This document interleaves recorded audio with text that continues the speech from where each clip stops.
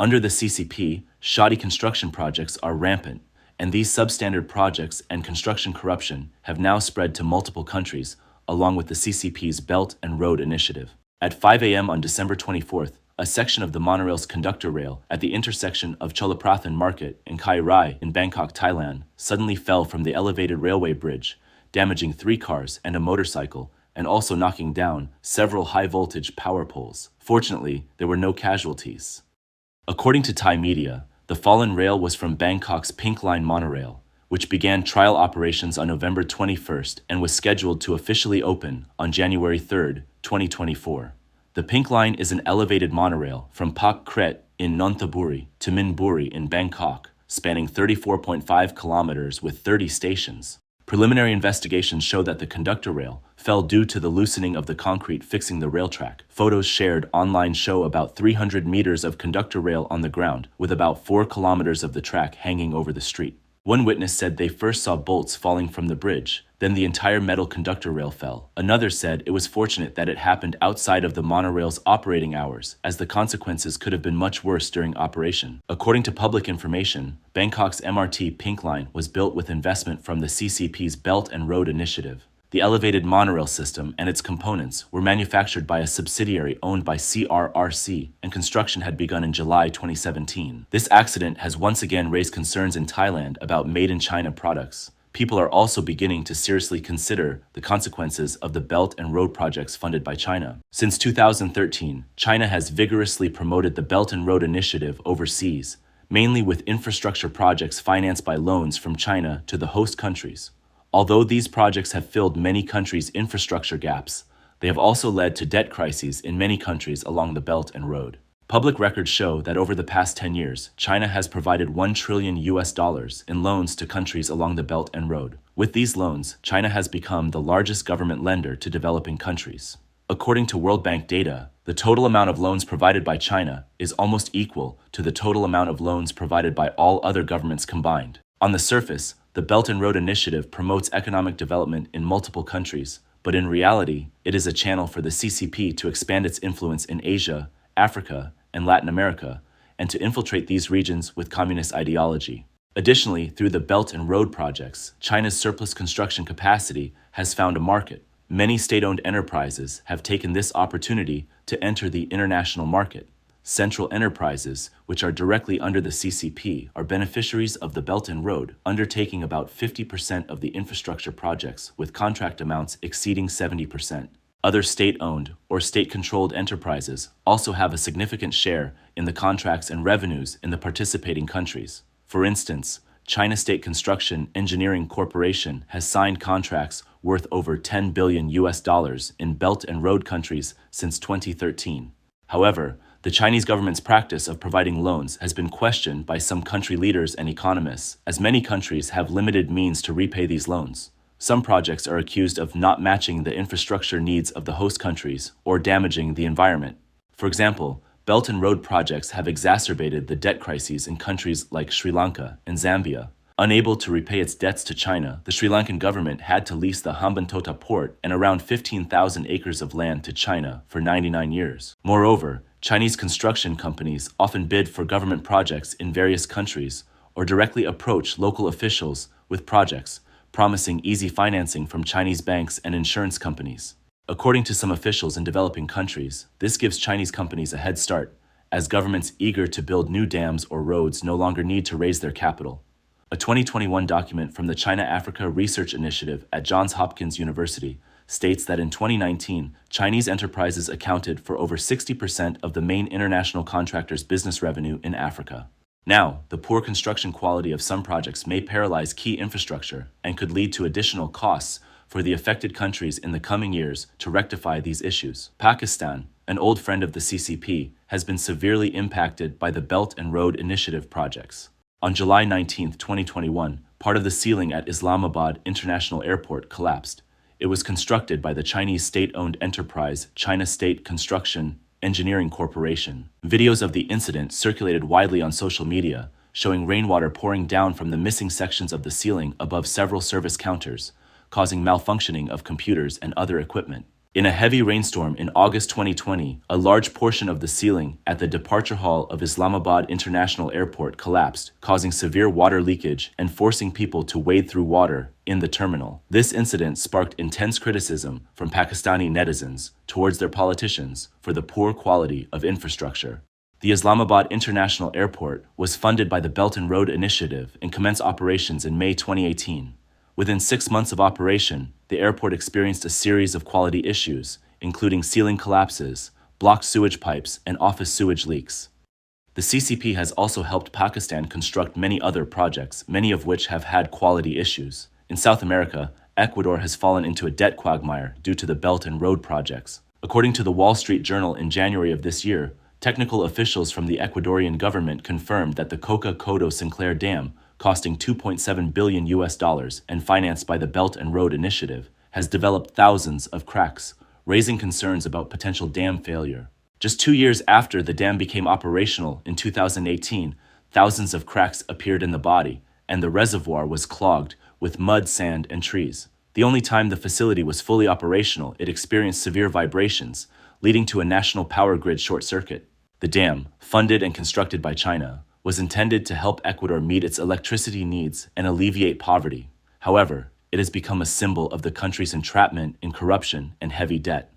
Almost every Ecuadorian official involved in the dam's construction has been imprisoned or convicted of bribery, including a former vice president and a former minister of electricity who accepted bribes from China. Ecuador's problems are not limited to this poorly constructed dam.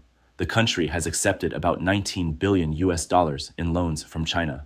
In addition to the ill-fated Coca-Codo-Sinclair Dam, these loans were used for the construction of bridges, highways, irrigation systems, schools, health clinics, and 6 other dams. To repay its debts, Ecuador had to allocate 80% of its oil production to China. In practice, China acquires this oil at a discounted price and then sells it for additional profit. The shoddy Belt and Road projects are not only increasing in Asia and South America, but also in Africa. Uganda Electricity Generation reported that the 183-megawatt Isimba hydropower station, constructed by China International Water and Electric, has over 500 construction defects. Since its operation in 2019, the station has faced frequent malfunctions. Uganda Electricity Generation stated that the station lacked a floating fence to protect the dam from water hyacinths and other debris, leading to turbine blockages and power outages. The power station's roof also leaks, and the generators and turbines are located there. The construction cost of the station was over $567 million, mainly financed by a $480 million loan from the Export-Import Bank of China. Another Chinese-constructed hydropower plant on the Nile River, the 600-megawatt Karuma hydroelectric power station, was completed 3 years later than planned. Ugandan officials attributed the delay to various construction defects, including cracked walls. Uganda Electricity Generation also reported that the cables, switches, and fire systems installed by the Chinese contractor, Sino Hydro, were faulty and needed replacement. Earlier this year, the Ugandan government had to start repaying the $1.44 billion borrowed from the Export-Import Bank of China for the project, even though the plant is still not operational. In Angola, 10 years after the first residents moved into the large social housing project Kilamba Kiaxi, outside the capital Luanda, many locals complained about cracked walls, moldy ceilings, and poor building quality.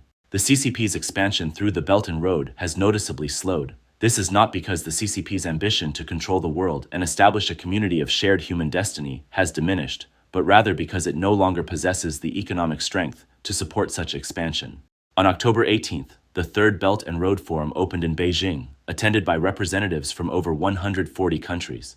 Xi Jinping delivered the keynote speech, announcing that the China Development Bank and the Export-Import Bank of China will each set up a 350 billion yuan financing window, and the Silk Road Fund will add 80 billion yuan to support belt and road projects in a marketized commercial manner. Regarding this, Professor Healing Shi from the Monash University Business School in Australia said that compared to past financing amounts, Xi Jinping's latest promised investment is significantly reduced, showing that under China's economic downturn, large-scale foreign investment is unsustainable. Healing Shi told Voice of America, "The data from 2020 shows that China's total investment in the Belt and Road was about $4 trillion, approximately 28 trillion yuan, much more than the current 780 billion yuan, indicating that the whole Belt and Road is shrinking. Dr. Qing Hui, research director of the Hong Kong Zhiming Institute, stated that the reduction in China's foreign lending might not be a bad thing. This is because the speed and scale of debt accumulation in the countries along the Belt and Road have far exceeded their current economic capacity and even their potential growth rate.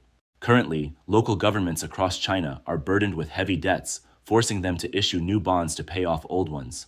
Given that China's national power is already overstretched, Hui questions whether Xi Jinping's reduced investment scale has come too late. The CCP's global expansion through Belt and Road projects, a significant proportion of which are railway projects similar to Bangkok's Pink Line, should be a concern for the political elites of the countries considering signing or who have already signed contracts with China. From 2008 to 2019, China constructed an average of about 5,500 kilometers of railways overseas per year, about half of which were high-speed rails. From 2013 to 2019, Chinese companies signed overseas railway construction contracts worth $61.6 billion, more than double the amount before the Belt and Road Initiative was proposed. However, China's railway technology and product quality may not be as reliable as advertised. Despite the CCP's claims of rapid development in high-speed rail technology and a domestic production rate of 97%, China is merely an assembler and does not possess core technologies such as traction, braking, and train control software. Even high-speed rail bearings are entirely imported. With the current high-tech embargo led by the United States against China, if these key technologies or components are cut off, China's high-speed rail system could be paralyzed at any time. Liu Jianning, an electromechanical expert who participated in the Shanghai Maglev train project, stated in an interview with Radio Free Asia on February 16 this year, China's high-speed rail might stop operating. Since over 90% of the technology comes from abroad, everything will likely halt. On December 5th, a video of a Chinese high-speed train circulated widely online. The video showed a traditional DF-11 diesel locomotive which was developed in 1992 and discontinued in 2005, pulling the supposedly high-tech Fuxing high-speed train. After Liu Jianning's interview, it won't be surprising to see the discontinued slow locomotive pulling the high-speed train Harmony. The rear-end collision on the Beijing subway more than 10 days ago still left many people in shock. The recent rear-end collision on the Beijing subway on December 14th, where two trains collided on the Chongping line around 7 p.m., injuring 102 passengers, has left many people unsettled. State media reported that the accident was caused by the leading train's emergency braking due to slippery tracks and snowy weather, but witnesses claimed they did not feel any braking on the operating train. Industry insiders suggested that the fault was likely with the domestically produced communications-based train control system. Earlier, on October 15th, the K5133 passenger train from Harbin East to He collided with a parked construction train at a speed of 71 kilometers per hour, causing the locomotive and 4 passenger carriages to derail. No casualties were reported, but such railway accidents are common in China, where railway operation technology is outdated. China's railway operation technology is outdated, management is chaotic, and railway traffic safety accidents often occur. The CCP's handling of accidents, like its handling of natural disasters, often conceals the truth and deceives the people. On April 28, 2008, 2 trains collided in Shandong province, resulting in 72 deaths and 416 injuries. The T195 passenger train from Beijing to Qingdao derailed between Zhoukun and Wangkun in Shandong. Carriages 9 to 17 derailed at a curve and veered towards another railway line. At that moment, another regularly operating passenger train, unable to brake in time, collided with the derailed train, causing the locomotive and the first 5 carriages to derail. This incident was determined to be a human-caused train accident. Since its establishment in 2013, the China National Railway Administration has issued 7 railway safety situation announcements, but none after 2020.